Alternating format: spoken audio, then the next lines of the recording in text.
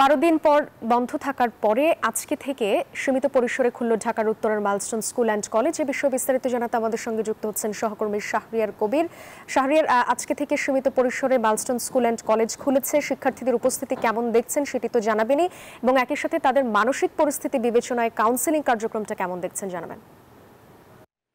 রয়েছি উত্তর মাইলস্টোন কলেজের অডিটোরিয়ামে। আর আপনি জানেন যে সকাল থেকে কিন্তু আজকে এই উত্তরে মাইলস্টোন কলেজের দুর্ঘটনায়, বিমান বিধ্বস্তের দুর্ঘটনায় যে সকল শিক্ষার্থীরা আহত হয়েছে বা নিহত হয়েছে তাদের উদ্দেশ্যে কিন্তু একটি স্মরণসভার আয়োজন করা হয়েছে, এবং সেই স্মরণসভায় কিন্তু কলেজ শাখা সহ স্কুল শাখার সকল শিক্ষার্থীরা এবং শিক্ষকরা সবাই কিন্তু এই স্মরণসভায় অংশ নিয়েছেন, এবং তারা কিন্তু দোয়া মাহফিলে অংশ নিয়েছেন, এবং এই অডিটোরিয়ামেই কিন্তু চলছে এখন সেই স্মরণসভার আয়োজন।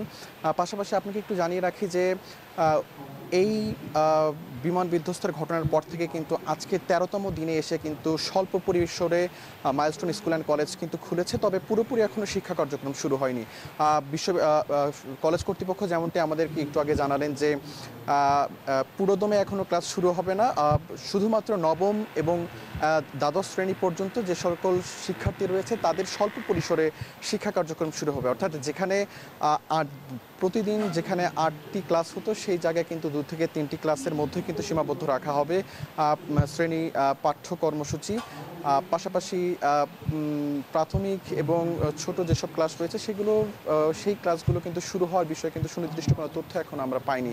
এবং আপনি জানেন যে গত 27 তারিখে কিন্তু এই মাইলস্টোন স্কুল অ্যান্ড কলেজ কিন্তু খোলার কথা রয়েছিল, তবে শিক্ষার্থীদের মানসিকভাবে তারা যে মর্মাহত হয়েছে, আহত হয়েছে, তাদের মানসিক পরিস্থিতি উন্নতি না হওয়ার জন্য কিন্তু 27 তারিখে কিন্তু কলেজ কর্তৃপক্ষ কিন্তু কলেজ খোলার কিন্তু কোনো সিদ্ধান্ত নিতে পারেনি। তবে আজকে যেহেতু তারা আনুষ্ঠানিকভাবে ঘোষণা দিয়েছে যে তাদের স্বল্প পরিসরে তাদের স্কুলের কার্যক্রম, কলেজের কার্যক্রম শুরু হবে, অর্থাৎ আগামীকাল থেকে কিন্তু মোটামুটি আমরা বলতে পারি যে শিক্ষার্থীরা কিন্তু শ্রেণীকক্ষে ফিরবেন। তো এই ছিল আমার কাছে থাকা সর্বশেষ। শাহরিয়ার, ধন্যবাদ আপনাকে। বান্ডেল থাকলে প্রতি সেনমানিতে টাকা বাঁচবে। বিকাশ সেনমানি বান্ডেল কিনে জিতুন প্রতি লেনদেনে।